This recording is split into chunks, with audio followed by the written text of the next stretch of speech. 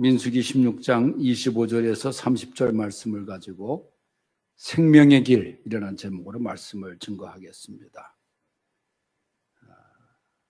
여러분들도 아마 한 번 이상씩은 읽거나 들으셨을 시 중에 미국의 유명한 시인 로버트 프로스트의 가지 않는 길이라는 시가 있습니다. 약간 번역의 차이가 있지만은 이 계절에 낙엽이 떨어지고 이 가을에 어울리는 그런 시이기도 한데 이렇게 시작합니다. 단풍 든 숲속에 두 갈래 길이 있었습니다. 몸이 하나니 두 길을 가지 못하는 것을 안타까워하며 한참을 서서 낮은 숲풀로 꺾여 내려가는 한쪽 길을 멀리 끝까지 바라다 보았습니다. 그리고 다른 길을 택했습니다. 똑같이 아름답고 아마 더 걸어가야 될 것이라 생각했지요. 풀이 무성하고 발길을 부르는 듯 했으니까요. 그 길도 걷다 보면 지나간 자취가 두 길을 거의 같도록 하겠지만요. 그러나 지금 두 길은 똑같이 놓여 있었고 낙엽 위로는 아무런 발자국도 없었습니다. 길이란 이어져 있어 계속 가야만 한다는 걸 알기에 다시 돌아올 수 없을 거라 여기면서 오랜 세월이 지난 후 어디에선가 나는 한숨 지으며 이야기할 것입니다. 숲속에 두 갈래 길이 있었고 나는 사람들이 적게 간 길을 택했다고, 그리고 그것이 내 모든 것을 바꾸어 놓았다고. 그런 시입니다. 그러니까 두 갈래 길이 있었는데 나는 어느 길을 갈 것인가? 사람들이 많이 걸어갔던 그 길을 갈 것인가? 아니면 걷지 않은 길을 갈 것인가? 그래서 자기는 사람들이 적게 간 길을 택했다고, 그리고 그것이 훗날 내 모든 것을 바꾸어 놓았다. 그 인생의 길에 있어서 내가 선택한 길이 뒤돌아보니까 나를 바꾸어 놓았던 길이었다. 그러니까 어떻게 보면은 우리 인생은 선택의 연속이라. 그래서 길을 잘 선택해야 된다. 우리가 길을 잘못 선택해서 참 후회하고 그런 경우가 얼마나 많습니까? 오늘날 사람들은 또 나 자신도 그렇지만 그저 편한 길, 빠른 길, 지름길, 그걸 좋아하잖아요. 그래서 육교 위로 걷지 않고 막 밑으로 걸어가고, 그게 빠른 길은 빠른 길인데 천당 가는 빠른 길이지 그게. 그러니까 사람들이 다 편한 길을 걷길 좋아해요. 우리 예수님께서 말씀하신 대로 좁은 길, 좁은 문을 말씀하십니다. 생명으로 인도하는 그 길은 좁은 길, 좁은 문. 그래서 그리로 가는 사람이 적으니라. 멸망으로 인도하는 길은 넓은 길이다. 그런 말씀하세요. 오늘 본문 말씀에도 보면 이스라엘 백성들이 광야 행진 속에서 큰 사건을 경험하게 됩니다. 바로 그것이 하나님의 종 모세를 거역하고 반란을 일으킨 고라 자손의 사건입니다. 그런 가운데서 이스라엘 백성들이 멸망으로 가게 돼요. 모세를 거역하고 모세에게 반란을 일으킨 것, 모세와 아론에게 반란을 일으킨 것은 그들을 세우신 하나님께 대한 거역이라고도 할 수 있는. 그래서 그들은 참으로 멸망의 길로 가게 되고 말아요. 그를 따르던 사람들이 다 그 길로 접어들게 돼요. 그러다가 다시 생명의 길로 가게 되는 내용이 본문에 기록된 기사입니다. 그러면 생명의 길이 어떤 길이냐? 하나님을 거역하는 것, 그것이 사실은 멸망의 길 아니에요. 그런데 어떻게 생명의 길로 걸어갈 수 있는가? 회개를 통해서 생명의 길로 가게 되는 거예요.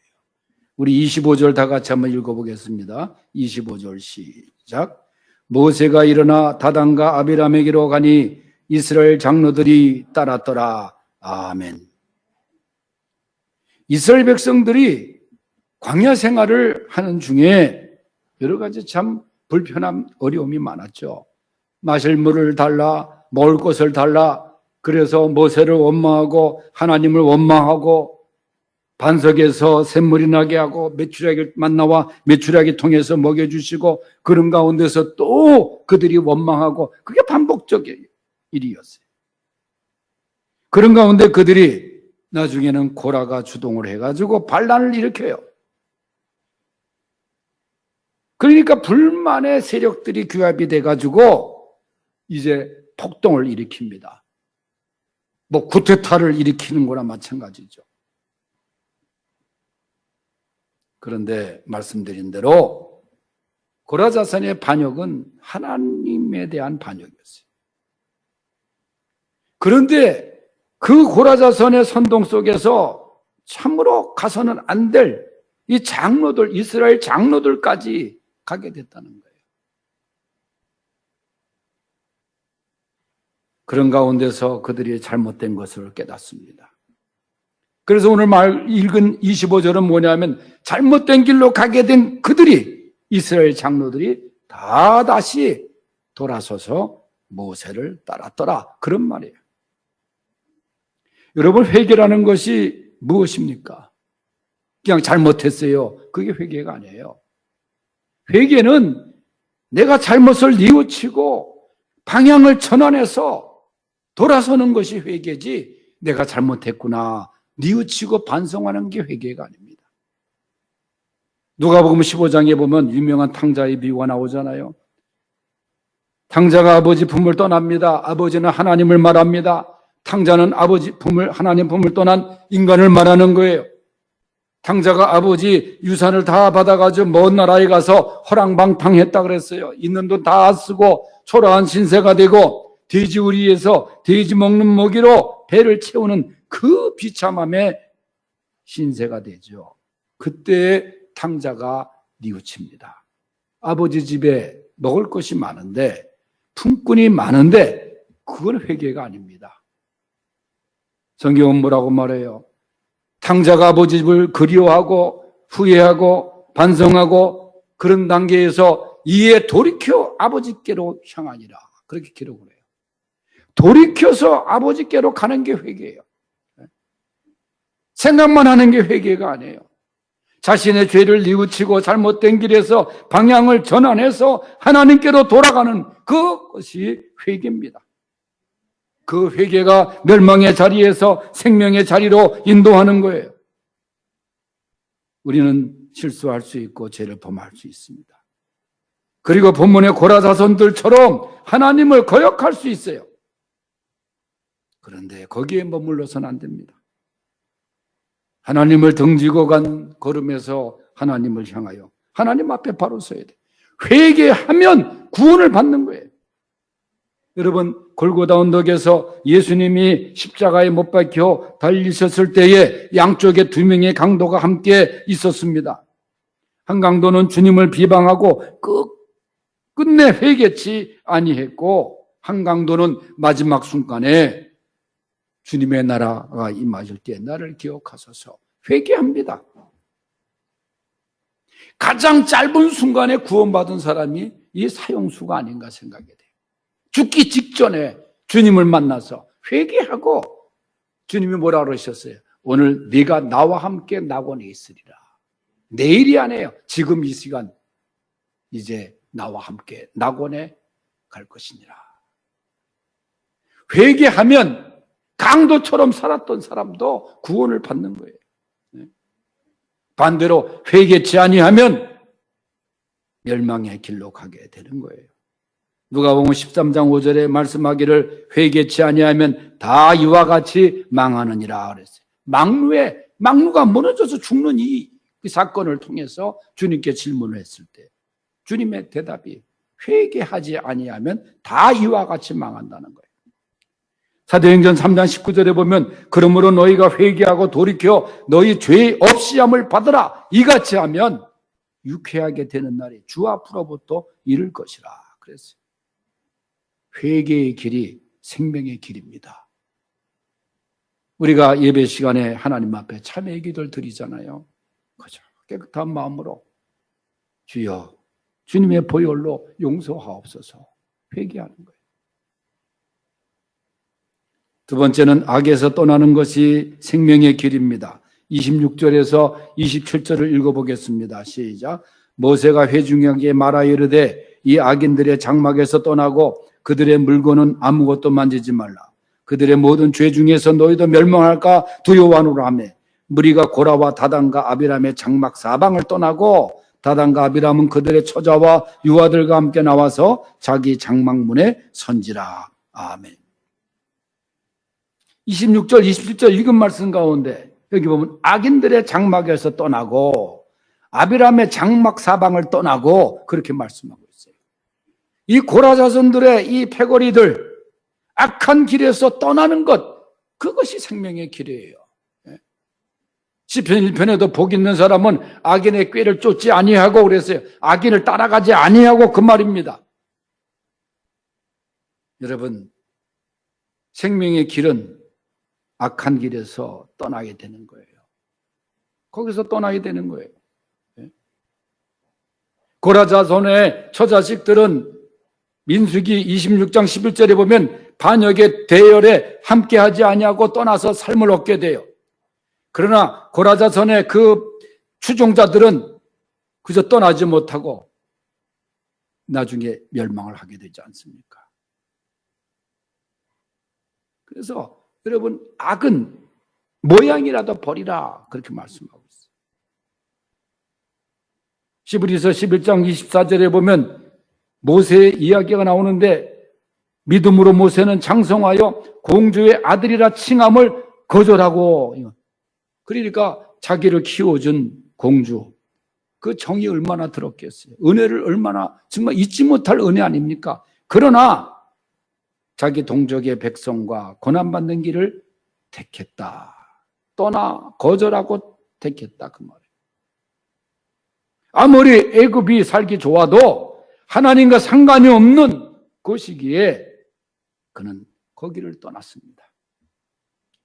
사실 떠난다는 것이 어려울 때가 있어요. 떠난다는 것이 나를 불리하게 만들 수 있겠다 생각이 들 수 있어요. 그러나 여러분, 그것이 생명의 길입니다. 하나님이 떠나라고 하실 때 떠나는 것, 이게 생명의 길로 가는 자들이에요. 그러나 성경을 계속 읽어보면 250명의 족장들, 고라와 함께 끝까지 함께 하다가 비참한 멸망을 당하게 됩니다. 악에서, 죄에서 단절합니다. 그것이 생명의 길임을 믿으시기 바랍니다. 세 번째는 하나님을 아는 것이 생명의 길이에요. 28절에서 30절 시작.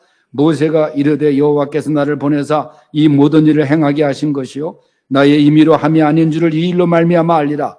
곧 이 사람들의 죽음이 모든 사람과 같고 그들이 당하는 벌이 모든 사람이 당하는 벌과 같으면 여호와께서 나를 보내심이 아니거니와 만일 여호와께서 새 일을 행하사 땅이 입을 열어 이 사람들과 그들의 모든 소유물을 삼켜 산채로 스올에 빠지게 하시면 이 사람들이 과연 여호와를 멸시한 것인 줄을 너희가 알리라. 아멘. 여러분, 하나님은 살아계신다. 하나님은 보응하시고 심판하신다. 오늘 본문 말씀에 보면은 모세가 그래요. 이 하나님을 거역한 사람들의 죽음이 모든 사람과 같이 당하는 죽음과 같다고 하면은 내가 말하지 않겠는데 여호와께서 그들을 어떻게 심판하시는가 보라. 땅이 갈라져서 아마 오늘 말은 막 지진처럼 막 땅이 갈라져-가지고 땅이 입을 열어가지고 그 거역한 반란자들과 그의 모든 소유물까지 산채로 스월 지옥의 구덩이에 빠지게 하시면 과연 여호와를 멸시하는 것인 줄을 너희가 알아야 되느니라. 여러분, 이 말씀 그대로 이루어져서 땅이 갈라져서 다 몰살하지 않습니까? 하나님은 심판하시는 하나님이에요. 하나님은 보응하시는 하나님이에요. 이 하나님을 알고 하나님을 체험하는 것, 그것이 생명의 길이라 그 말. 하나님이 어디 계시냐? 그렇게 살아가는 사람도 많습니다. 돌아가신 빌리그람 목사님은 하나님의 심판의 발자국 소리가 들려온다, 그런 말씀을 하신 적이 있어요. 하나님의 심판의 맷돌은 천천히 돌아가는 것 같지만 완전히 갈아놓는다, 그런 말이 있어요. 여러분, 이렇게 보응하시는 하나님, 그 하나님을 믿고 아는 것이 생명의 길인 것을 믿으시기 바랍니다. 예? 감사하게도 우리에게 생명의 길을 또 주신 게 뭐예요? 예수님이 요한복음 14장 6절에 내가 곧 길이요 진리요 생명이라. 생명의 길이신 예수님을 믿고 그분과 함께 동행하는 것, 우리 성도들 아닙니까? 우리에게 생명의 길을 열어주신 하나님 앞에 감사하고 나가는 귀한 성도들 되시기를 축원합니다. 하나님 아버지 감사합니다. 우리 모두 생명의 길로 인도하심을 감사합니다.